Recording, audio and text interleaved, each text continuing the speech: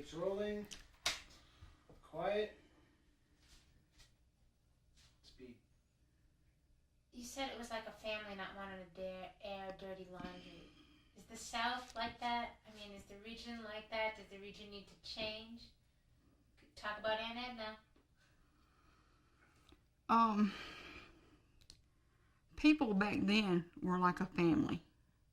All the people lived in the same village, what they called a mill village, and they all ate together. Their children played together, went to church together.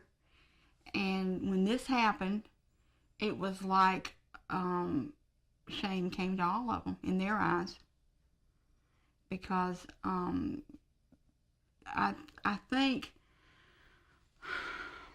by the things that company published about the strikers that was in the paper, and word of mouth, and this one adding things onto it and everything, it was like something they didn't want to talk about. They didn't want anybody to know about.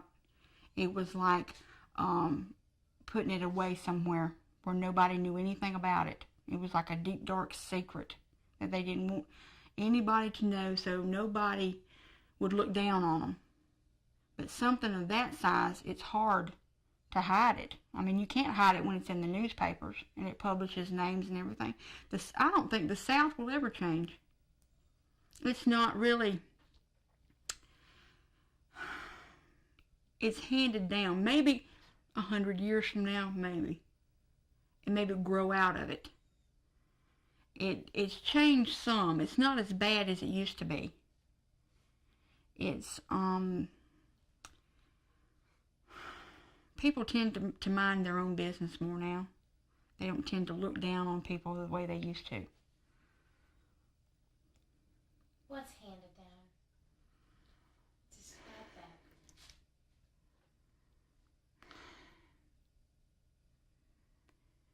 Everything in the South is handed down. It's like tradition. It's like this deal with the Citadel. It's tradition. You don't change tradition. You don't change the way you do. If your grandmother did it, you do it. If your mother did it, you do it. Then when you have children, you say, well, my mother and my grandmother did it, so you do it that way. It's passed down. Whereas I don't think other parts, from what I have seen through my own eyes, I don't see this everywhere. There's no, in the South, you don't see individuality. It's like, you do what your neighbors do. You do things to keep up appearances. You don't ever let people know anything bad that happens in your family. You don't let them know anything bad's going on. You don't let them know you have money troubles, marital problems, children problems. You keep the things inside your house because you don't want people to talk about you. And it's a lot. It was like that back then, and it's still that way today. The South needs to change badly. It needs to change. And I don't know where to start. There's a lot of people here and a lot of things to change.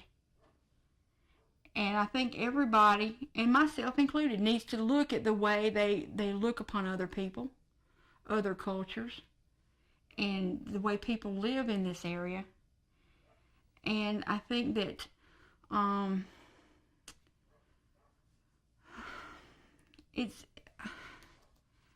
it's hard to say. It's a lot of things.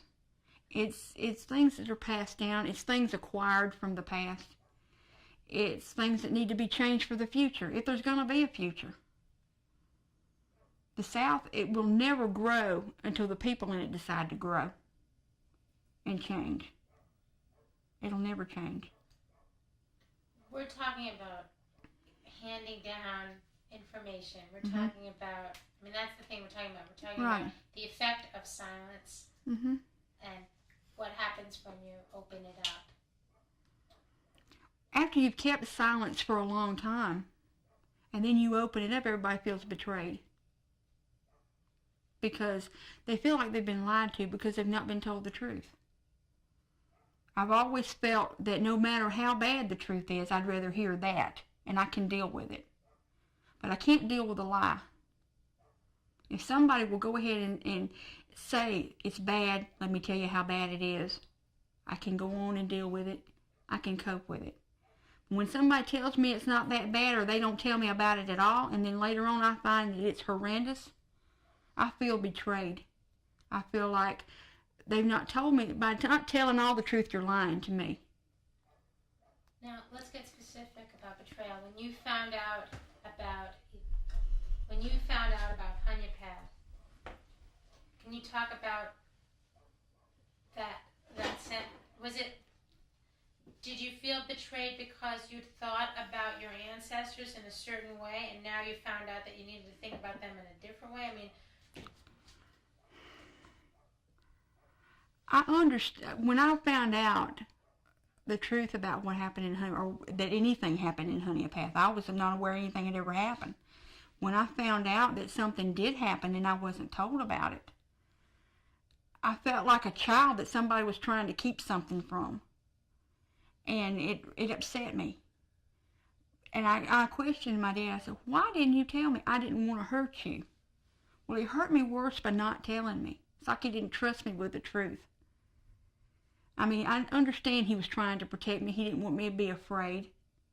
And he thought if the Union was coming in here and he told me that people were killed, that I'd be afraid and I wouldn't join. Even though he had been a Union member all those years. Then he thought that because of the region I lived in and what happened 8 miles down the road could happen in Belton too. And even though he didn't really lie, it was like telling a lie. Because he didn't trust me with the truth. And even though I joined the Union, and after I found out, I didn't try to get out of it. I still feel like that he owed me that to tell me that. I needed to know. I didn't need to go to the Anderson Library and find out that my grandfather was a night watchman and that he saw men with guns in the mill and didn't do anything about it.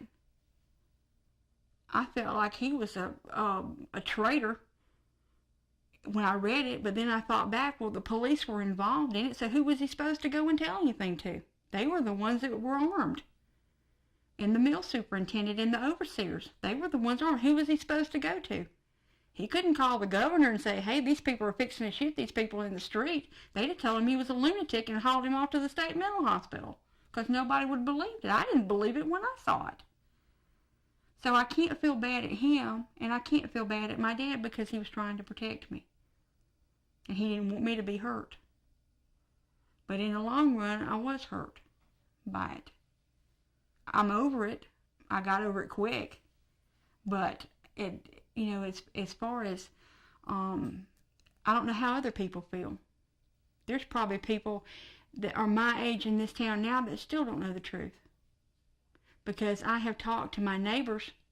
I have a neighbor that lives 2 houses up. And she said she wouldn't talk about it. And I doubt her children or her grandchildren know about it. I doubt very seriously they do. Because I've asked people that worked with me about my age or maybe a little bit younger, did they know? Well, I knew people got killed, but that's all I know. The Union went down there and killed those people. And when I tell them different, they look at me like I'm crazy. Oh, no, the Union killed those people. I said, go to the library and look it up. You'll learn a lot. And I think probably since this year would be the 60th anniversary, I think the local newspapers ought to run the truth in there and let everybody know it. It would be nice, but it probably won't be done because to them it's dirty laundry. It's over and done with. Don't bring it up. They just don't want to talk about it. I felt like calling and suggesting it. There's new owners to the Belton News. I might call them and suggest it. They have the newspaper for Belton and Honeypath. They serve both towns. Why not? If she wants to get people to read the newspapers, this would be one way to do it. And I might just do that in the morning.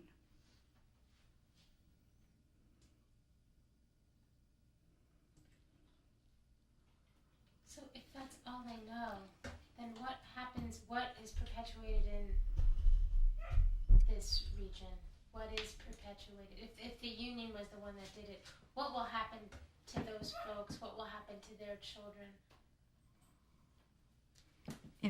If the people believe that the Union is the one that did the shooting, when their children go out and go to work and a union tries to come in, they're going to say, don't join the union because they'll kill you.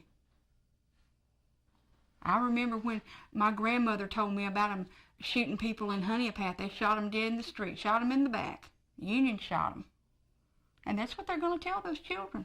And when that union organizer goes to their front door, they're going to slam that door in their face and tell them to get off their property. It's happened to me. It's happened to my brother when he organized. People put shotguns in his face because they were afraid of dying as far away as Alabama. And it's ridiculous. It's like killing the ones that come to save you. It's like killing the ones that are standing there with the rope or the parachute or the raft or whatever to save you. You're shooting them and killing them and taking your last ray of hope and killing it too. All because you don't know the truth. You're living off a misconception, a lie, whatever you want to call it, but you're not living from the true facts.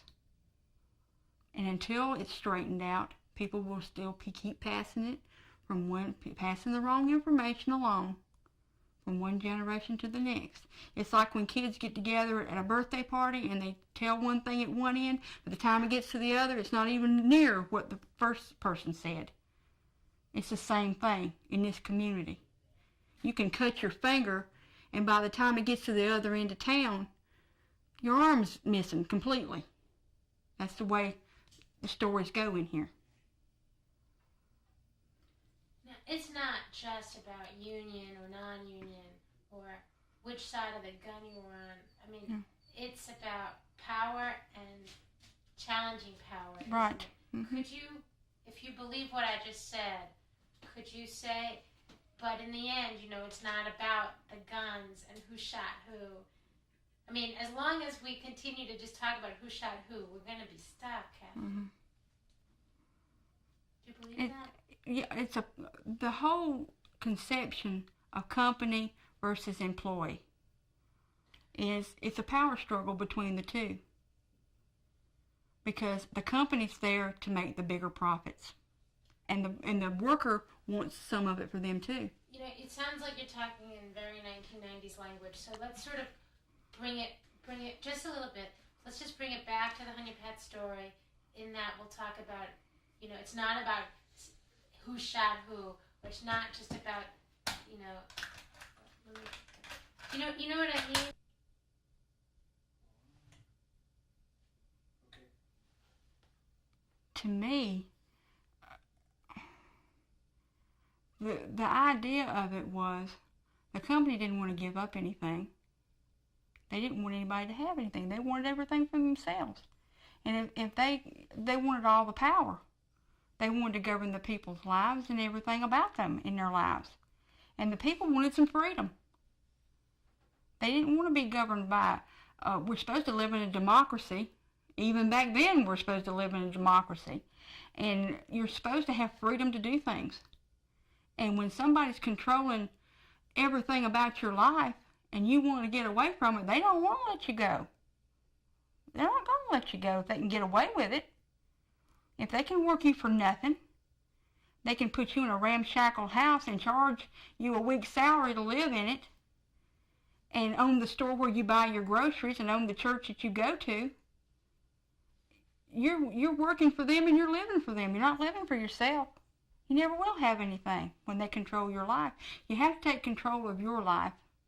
We're always going to have to work for somebody else unless you own your own business. And there's not many of us that can say we can do that. And you're always going to have to go in and ask for raises. You're going to have to stand up for yourself. And the whole thing is power. Who's going to have the power over who? And no one person should have power over the other one. It's got to be a balance in here somewhere. So was this story, in the end, what you have learned, is it just about which side of the gun you were on? Or is it... The whole thing could have been solved by compromise, but nobody wanted to compromise. Everybody was going to have, the company wanted everything and give you a little. And all the people wanted was a little bit more. They didn't want it all. They understood who they worked for, but they didn't want to compromise. They didn't want to talk.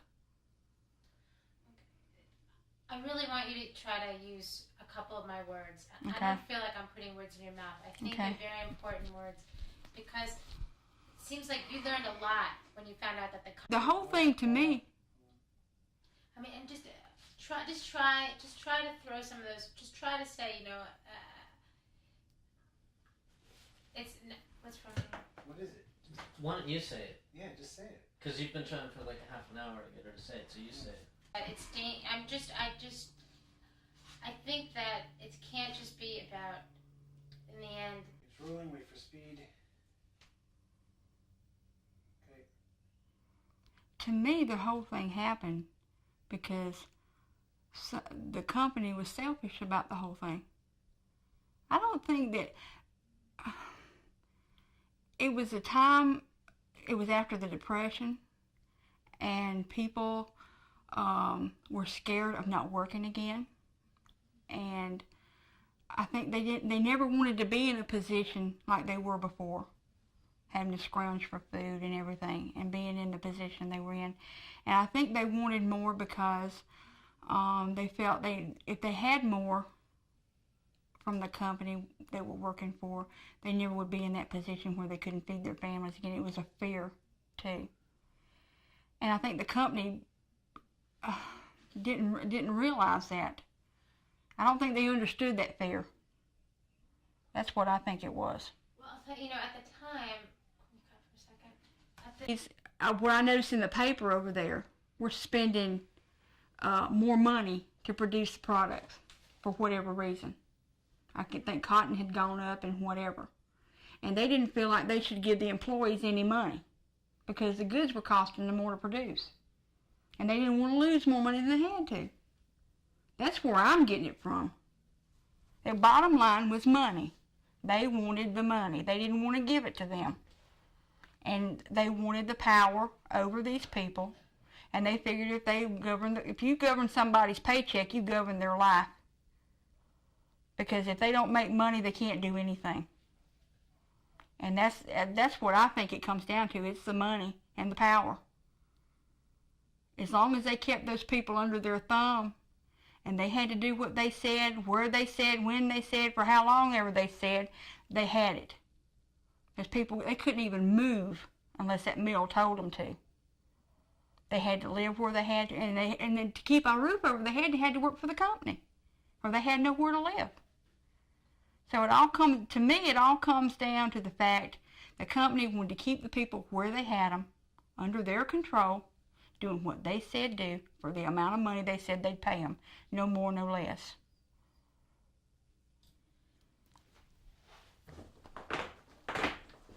And if we don't tell our children that they were trying, it wasn't just that the union was coming in, that these people were trying to take some of their power back, right? They were trying to challenge that or question that, then it's just going to stay the same.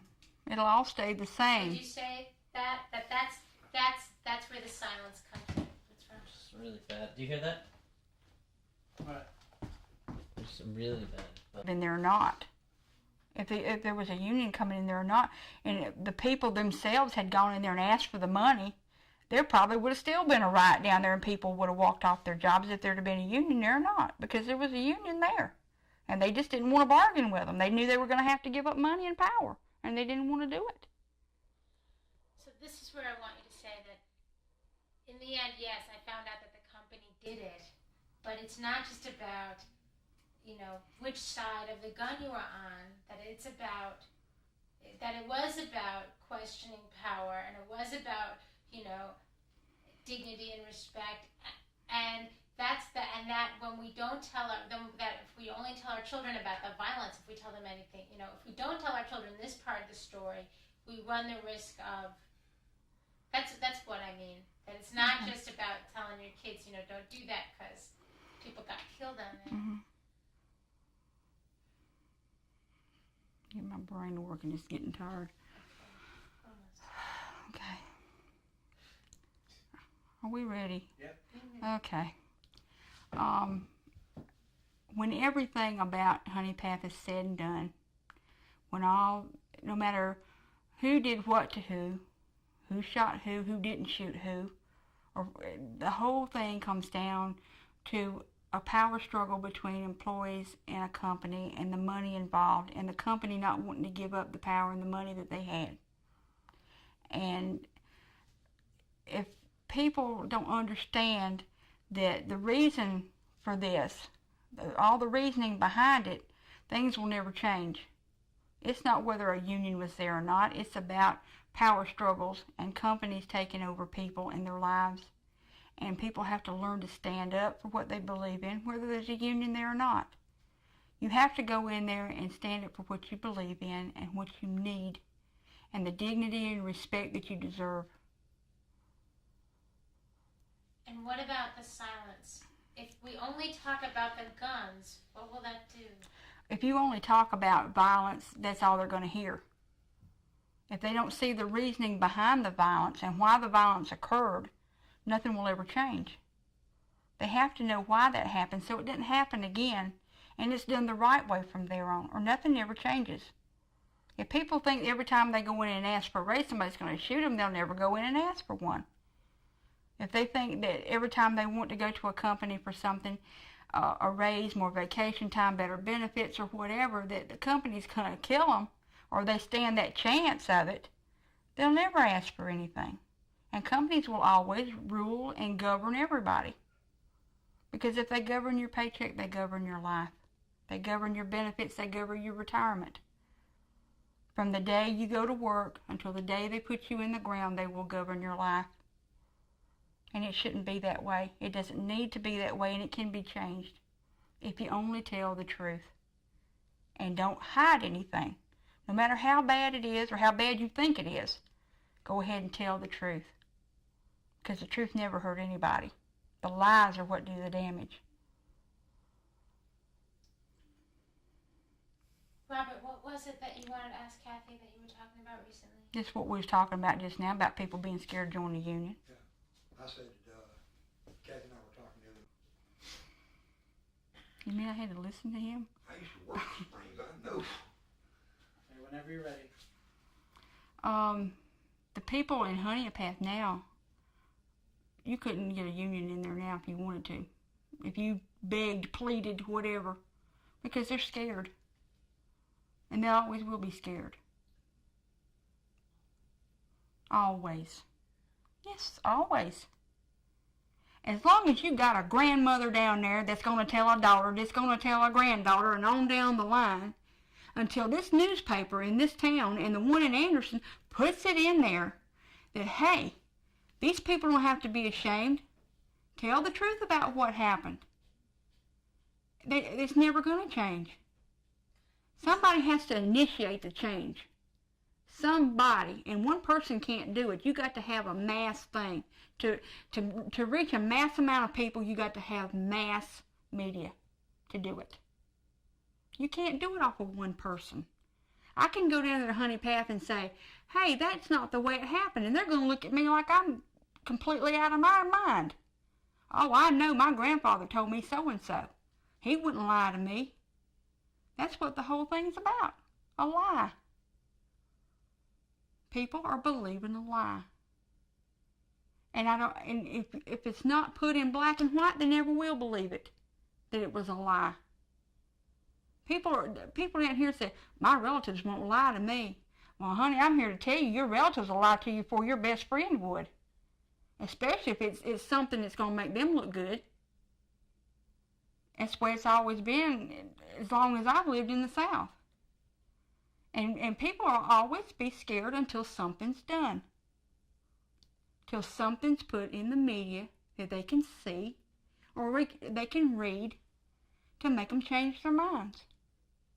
Because they're living a lie. That's what the whole thing's about in Honey Path. People are afraid. You say the word union, they don't want to talk to you whatsoever. And if you try to explain it to them, I said I don't want to talk to you. They'll slam the door in your face. They'll put a shotgun in your face. When we were trying to organize our plant, we went to this woman's house, And her husband came to that door and he said, you see that damn road out there? You get in it and don't you come back. If you do, I'm going to blow your brains out. Now you tell me that's not from fear. We hadn't done anything to that man. I've known that man for 16 years. Spoke to him every time I saw him. But when I was a union organizer trying to get his wife to join the union in my plant, I was a dead woman in his eyes. That's fear. That's not shame, because his family wasn't in. That's fear. And he's younger than my father, so it had to be his dad or his granddad, one, who told him what happened down there. And that didn't happen just one place. That's happened all over the South. My brother was an organizer, and he went to a man's house, and he threw a double-barrel shotgun in his face and told me he had 5 seconds to get in that car. He was a dead man. He didn't want to hear about a damn union. Unions killed people. That's not just in Honeypath. Word spread. This just didn't happen in Honeypath. It happened in Gastonia, in North Carolina, and all around the South, and up in the Northeast, everywhere. It was a nationwide deal. People were walking out and getting killed everywhere. It's in the papers. We pulled it up in the papers today. People were being shot. A preacher was shooting at people. That's a man of God that's supposed to respect life, and he was out shooting picketers. It did crazy things to people. When you take the National Guard, there's 200 people in the street, and they think they got to bring machine guns. I mean, my God, these people weren't even armed. You don't have to bring machine guns to combat people in the street that aren't even armed. If they had tanks, they would have probably run over them. But it's ridiculous. It's like somebody with a gun going after somebody with a toothpick in their hand. There's no threat there. And the fear goes on and on and on. And it always will, until people's minds are changed and the truth's told. But your mind has been changed. Because I took the gumption enough to go to the library, get the microfilm, and sit there for 10 hours and go through it.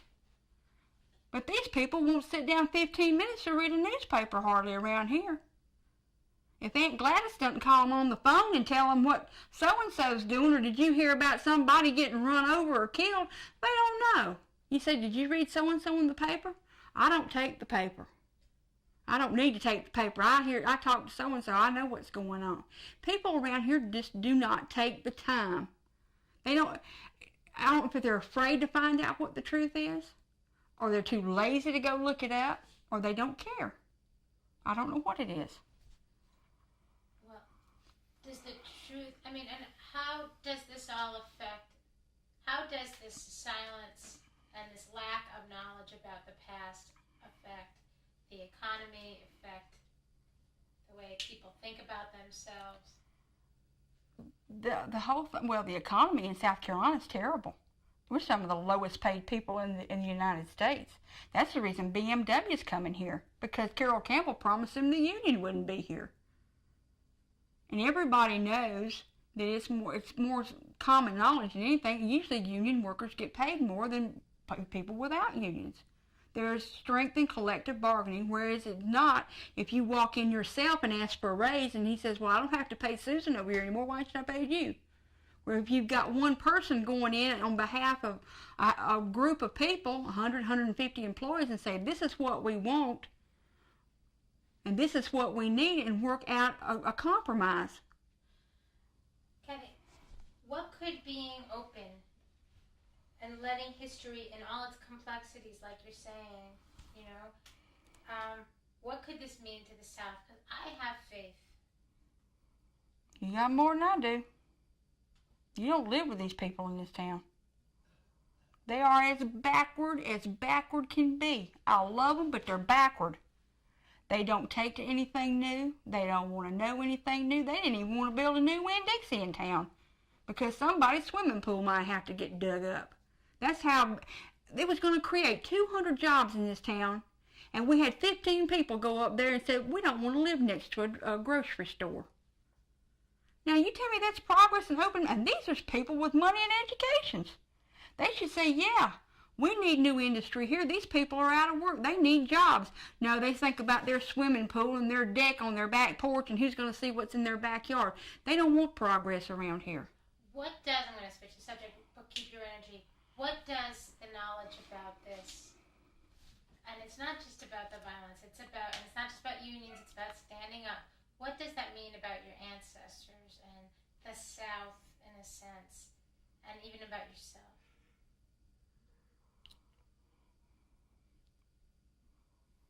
What I know now, what it tells me about my ancestors,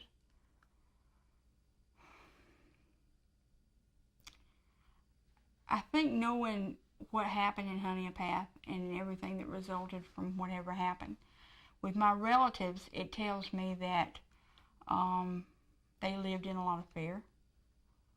And there were some that would stand up, some that wouldn't, just like there are now. And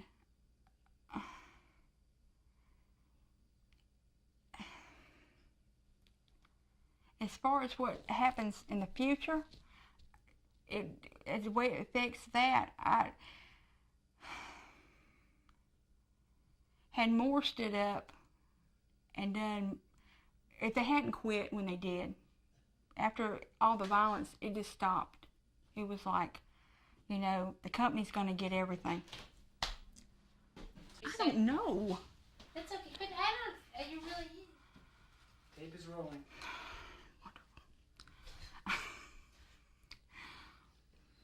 Imagine that the region can take on your attitudes now that you know about the past. If the region took on the attitude that I have now, there could be changes made. I'd like to be a part of making changes in this area. But you got to get people's attention first and make them want to listen. And open their eyes and say, here it is. This is what happened. We need to go on and learn from this and go on with the future and make it better. Don't look back at what happened a long time ago. They can't do anything about it. What's done's done. It's bad. It shouldn't have happened. But you can't change it. You can only learn from that experience and go forward and make it better for everybody else in the future. But the way people have been learning about it is to say, this is what there was violence, the union did it, and therefore I'm never going to try to do anything. That's right. That's what they're going off of. That's what I'm saying. You have to if you could take them and chain them in a chair and say, here, this is what happened, and read it. This is from the Anderson Independent. This is what happened. Face it. But people don't believe newspapers. They believe their mama and their daddy. That's what I'm trying to tell you. If Aunt Mabel said it, it's so. If it comes from the Associated Press, they're crazy. They don't know what they're talking about. I mean, let's face it. You see how somebody's life can be ruined by the media. Look at O.J. Simpson. I mean, his life's in a shambles. We don't know if he did it or if he didn't do it. I don't think he knows anymore. So this does somehow reside in the family. It does reside in the telling. Yes. And it's not just about the newspapers. Yeah, that's right. It's in the handing down from one generation to the other, stories about the family, what happened, and all that. You might have a family that had a Civil War hero in their eyes, and come to find out he was in the brig half the time. It's whatever they want to make it sound good. It's putting up appearances, like I said before. It's putting up appearances. The people that are ashamed don't want to talk about it. And I've not run across anybody that's admitted to their ancestors shooting anybody, but if you asked them about it and they were the right type, they'd probably say, yeah, he shot him. He would have shot more if they stood still long enough. That's the way they are. The things that they want known, they'll run it everywhere. If it looks good to them and it's going to look good to everybody else, they'll tell everybody. But if they don't want to tell it, they won't.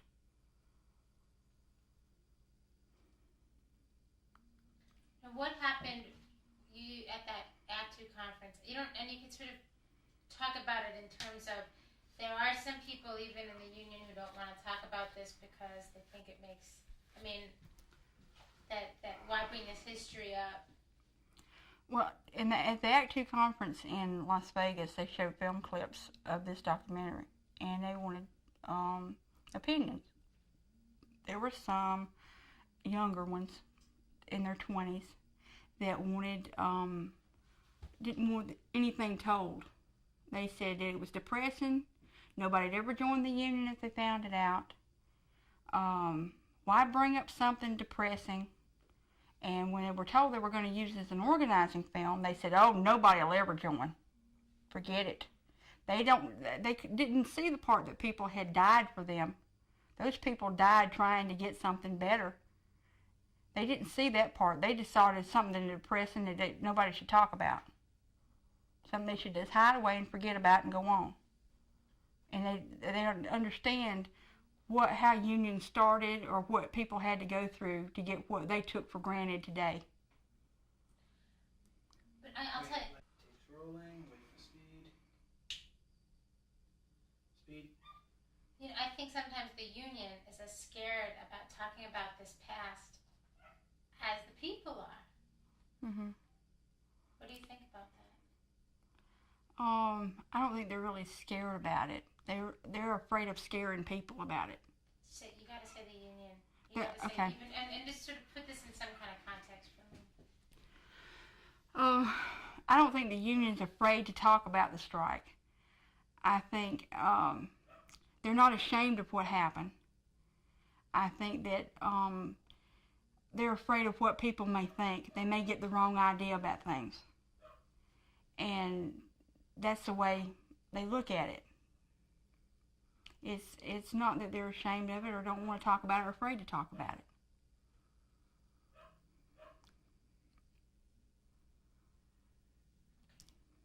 Is there anything else that you want to... I'm talked out. Okay, and you're done. Thank you. Room tone.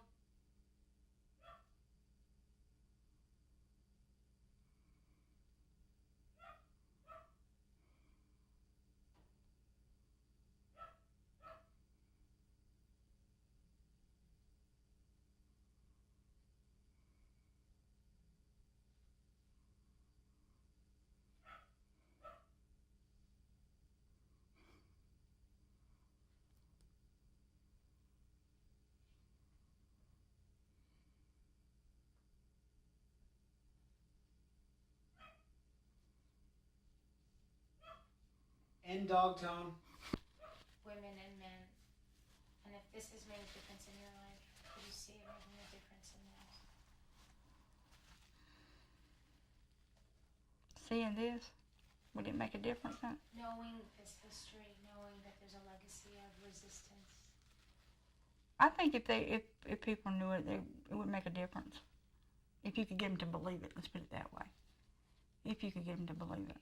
Could you actually say, I'm no different than most other Southern people. I grew up like they did, something to that effect. And I know that when I heard that my people tried to make changes, it had an impact on me, and I know it could make a difference to them, something like that. Okay. And can you put the paper away? But you need to refer to, in this case, it's about resistance. It's not just about the violence and the strike. We ready? Yep.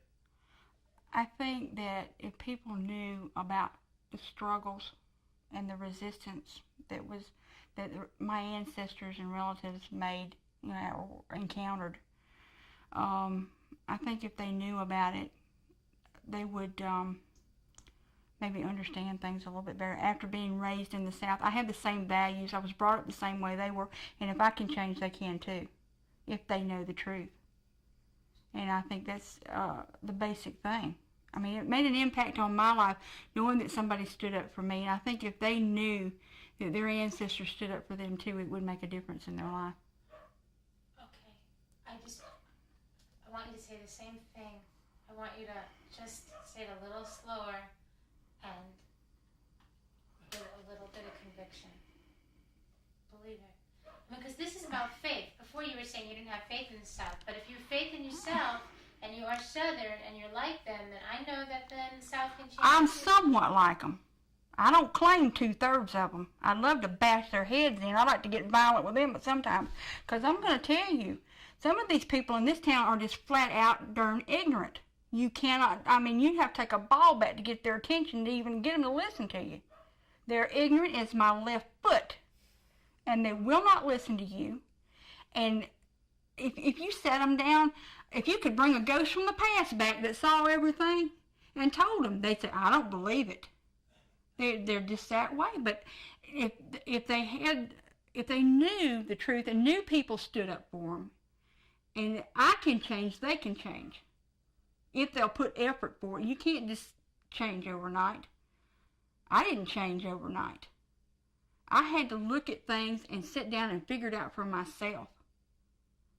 Nobody came in here with a book and said, here, read this. I had to want to go look and want to believe. And I had to put faith that my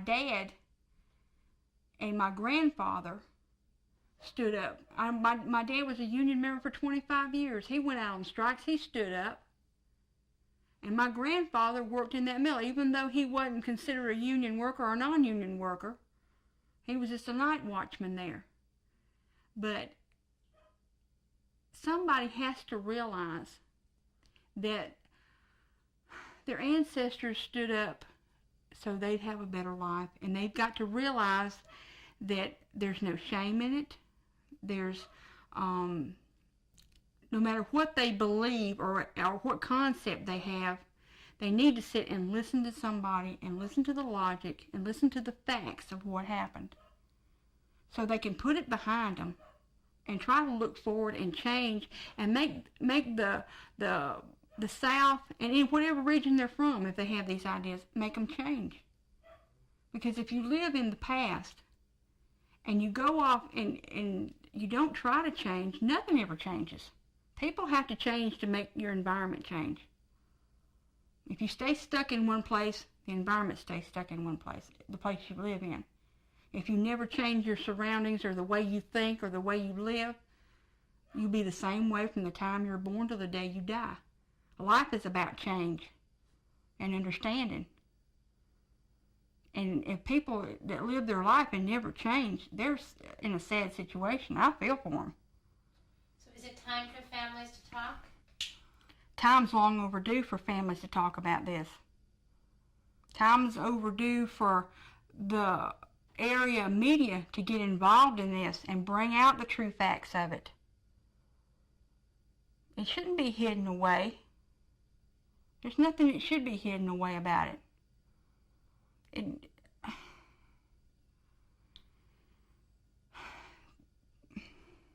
Things have been hidden for too long. And if it hurts somebody, I mean, I'm sorry, but people were killed. I mean, somebody's feelings gets hurt because Uncle so-and-so shot somebody and it's going to come out in the paper. I'm sorry. But that's the way it has to be. It's not fair for the men that died and the people that were shot and wounded down there. It's not fair for people to think they were criminals. I mean, people have been killed and people have been hurt and damaged for their whole lives. I mean, that's what's going to have to change. You can't make heroes out of people that murder people. And by them getting off without anything happening to them, it made it look like it was okay to do that.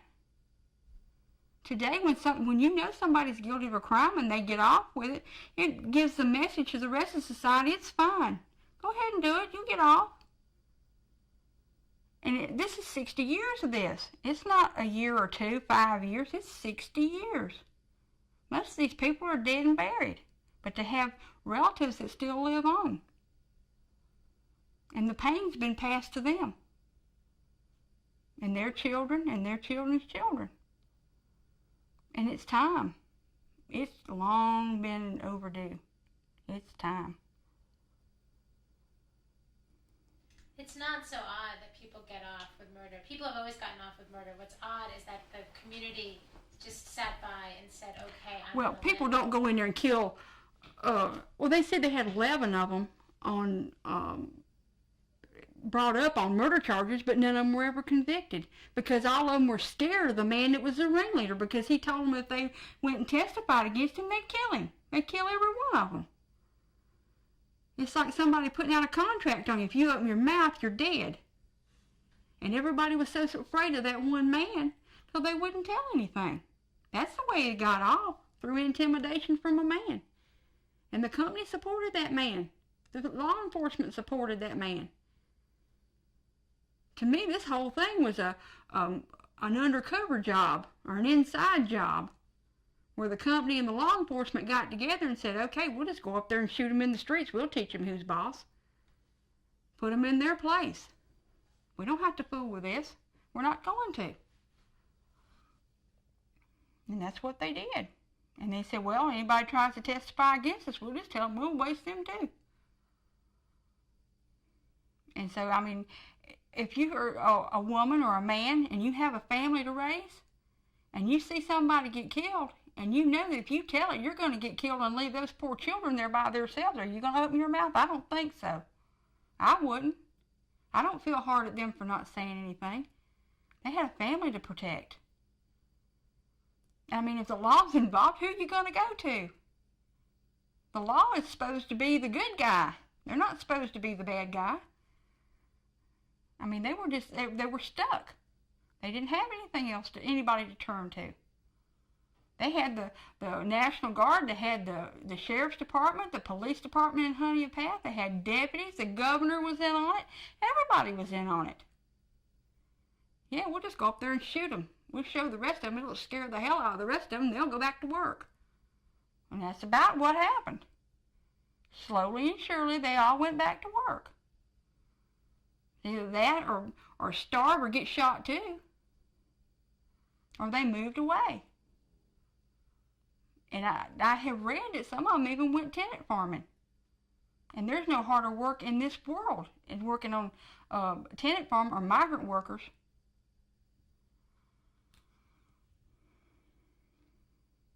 So are you testifying for everybody that couldn't testify? Yeah, might as well. Can you say that? I might as well say it for the ones everybody that couldn't testify and go in there and tell it. I read it in the newspapers. And it's clear as a bell to me what happened. Those people are dead and gone, most of them. Or they're scared even today to talk about it. So if nobody else is going to say it, I'll say it. It was wrong. It was underhanded. It was the most despicable thing I've ever seen. They talk about law enforcement being crooked today. Huh? You ain't seen crooked till you see that.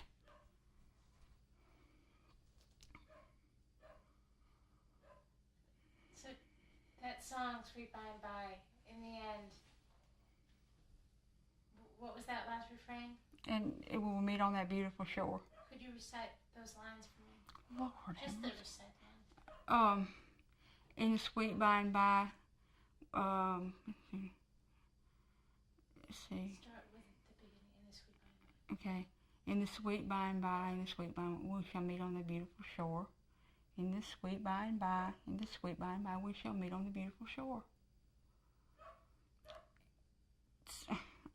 I guess the ones that died in the street probably will meet, but the ones that killed them won't. Maybe I shouldn't judge, but murder is one thing that's not forgiven.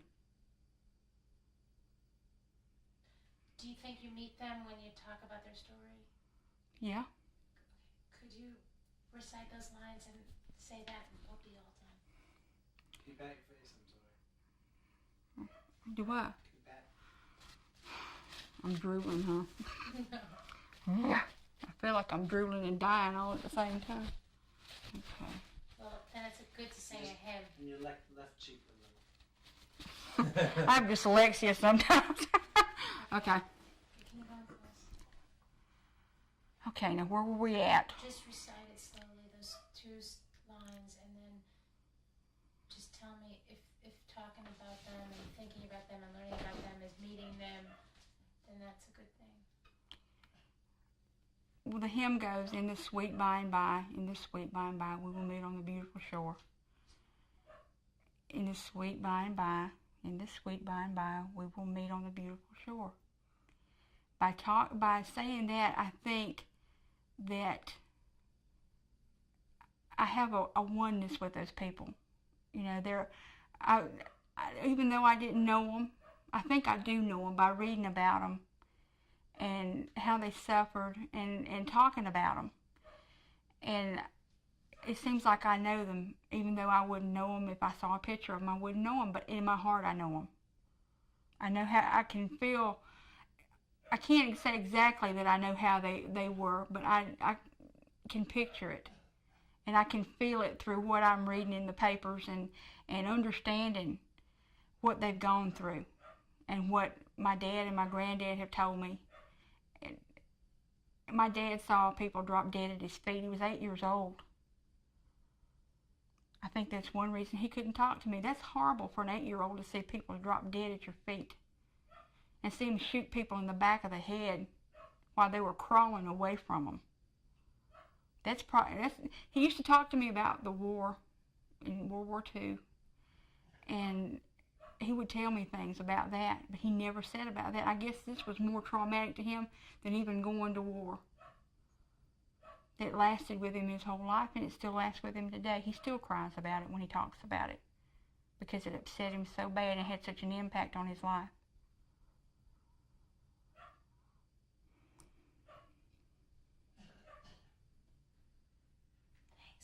We're done. Get this thing off of me and turn the air off.